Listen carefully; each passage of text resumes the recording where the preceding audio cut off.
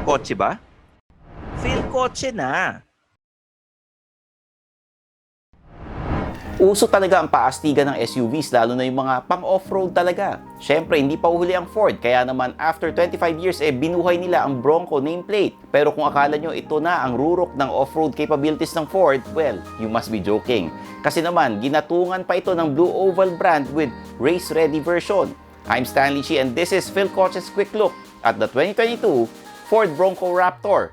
Alam nyo na ha, like this video and subscribe to our YouTube channel. Then click nyo lang yung bell icon sa ibaba para mauna kayo sa aming latest videos. At para lagi kayong updated sa full specs, latest pricing at news tungkol sa Ford Bronco Raptor, puntahan nyo lang ang aming Phil Coche Car Guide. Just click the link in the description below. In the first place, ano nga ba ang Bronco? Ito lang naman yung first SUV line developed by Ford spanning 5 generations from 1966 to 1996. Pangalawa, ito ang horse team vehicle names na ginamit ng Ford after the Mustang. Mahilig kaya silang mga bayo. Nag-umpisa ito bilang compact SUV tapos naging full-size SUV by the time the second generation came. Bago pansamantalang mamaalam ang Bronco noong 1996, naging notorious pa ito dahil kay O.J. Simpson. Ito yung hinahabol siya ng mga pulis sa isang highway chase habang hostage niya ang kaibigang nagmamaneho ng isang 1993 Ford Bronco XLT complete with live media coverage. Anyway, nagbalik na nga ang Ford Bronco for the 2021 model year at hindi pa man masyadong nagiinit meron ng Raptor version for 2022. Specially engineered for desert racing and rock crawling, the Bronco Raptor is the most powerful street legal version ever. Sabi pa ng Ford, ito raw ang world's first SUV inspired by the Ultra 4 Racing Series, mga 4x4 na baragan kung magkarerahan sa disyerto. Magkakapatid sila ng Ford F-150 Raptor at ng Ranger Raptor dahil iisa lang ang may pakana ng tatlong yan, ang Ford Performance Division. Measurements for the Ford Bronco Raptor are 4,851mm in length, 2,207mm in width, and 1,976mm in height on a 2,959mm wheelbase. Malaki talaga kumpara sa standard na Bronco. Sabi nga ng Ford, built wild.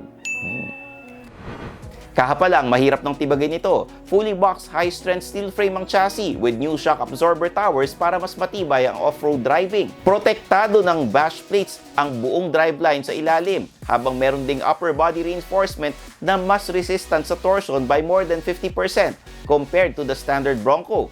Andyan pa rin ang retro styling adapted from the first generation Bronco, including the circular LED headlamps na may Ford block text sa grille imbes na yung Bronco branding. May heavy-duty modular steel bumper pa with removable end caps and rigid exterior lighting. At yung skid plate, may kasamang tow hooks pa. Alam nyong kakaibang Bronco ito dahil sa sheet-molded vented hood with Raptor badging on both sides. Yung stepboard sa gilid, tanggalable para iwas sabit sa mga bato-bato. At komo karibal ito ng Jeep Wrangler. Pwede rin kalasin ang mga pinto at bubong ng Bronco Raptor for truly topless driving. Ba't pati ako naging topless? Wait nga ulit. Yan, may damit na ako. A set of 17-inch bedlock-capable alloy wheels completes the Ford Bronco Raptor's look. Wraparound BF Goodrich all-terrain tires. Yan ang isa sa mga dahilan kung bakit 333mm ang ground clearance nito. Munting patalastas lang. Kung hanap nyo ang hottest promos and deals for brand new cars sa Pilipinas, punta na sa philcoche.com. Sing-init ko ang offers doon at garantisadong makikita mo ang affordable dream car mo. Inside, there's room for up to 5 occupants in the cabin. Pati mga upuan ng Bronco Raptor, hardcore. Nakabalot kasi sa marine grade vinyl or vinyl material. Available option din ang Black Onyx Neo Suede para sa upholstery at flooring. Hitik sa Ford Performance. Code orange trim ang interior lalo na sa dashboard at manibela with matching carbon fiber accents. All digital ang 12-inch customizable instrument cluster na kaharap ng driver. Yan din ang size ng Ford Sync 4 touchscreen head unit featuring wireless Apple CarPlay and Android Auto, swipe capability, and enhanced voice recognition. Standard ang 7 speakers, upgradable to a 10-speaker Bang & Olufsen sound system. Available din ang wireless charging.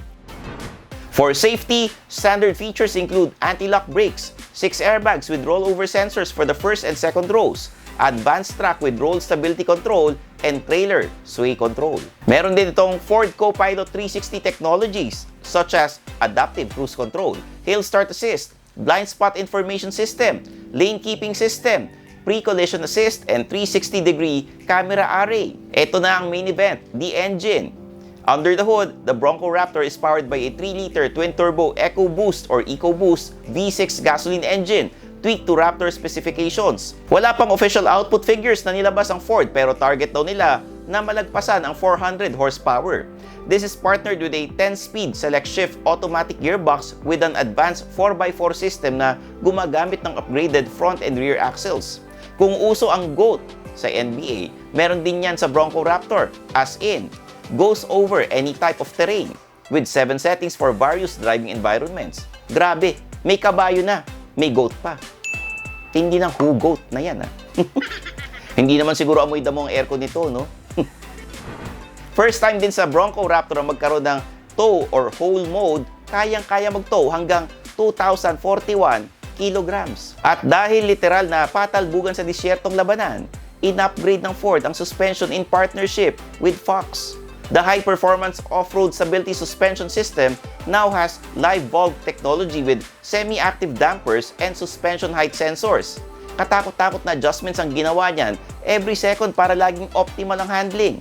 Magkano ba itong Ford Bronco Raptor? Well, wala pang nilalabas ang Ford na pricing information. Pero asahan nyo ng mas mahal pa sa range-topping na Bronco First Edition variant na pumapalo sa 3.11 million kung i-convert from $60,800 US. Expected na lalabas ang Bronco Raptor sa US between June and September 2022. Darating ba ito sa Pilipinas? Well, malay natin. Ford Philippines has yet to announce if dadalhin nila yung Bronco dito. Paano pa kaya yung Bronco Raptor, di ba? Pero wag mawalan ng pag-asa. Malay nyo one day, i-consider nila yan. For now, mainggit muna tayo sa mga Kano or Onax. At yan ang Phil Coach's quick look at the 2022 Ford Bronco Raptor. I'm your host, Stanley Chi, ang inyong senpai ng turbuhan na nagpapaalala sa inyong lahat na i-follow ako sa aking mga social media accounts. Meron akong Facebook page, meron akong Twitter, Instagram, TikTok, Kumu, tsaka may YouTube channel din ako, youtube.com/StanleyChi. Ako naman ang tulungan nyo magkaroon ng 100,000 subscribers before the end of the year. Sige na, nakaka 4K pa lang ako eh. Meron akong podcast, Underpaid with Stanley Chi sa Spotify and Apple Podcasts. Mag-subscribe na at makinig. Tsaka syempre, Suplado Store sa Shopee para makakuha kayo ng mga Suplado shirts tulad nitong suot ko. So paano ba yan? Kita-kits tayo sa next video dito lang sa Phil Coche. Bye-bye!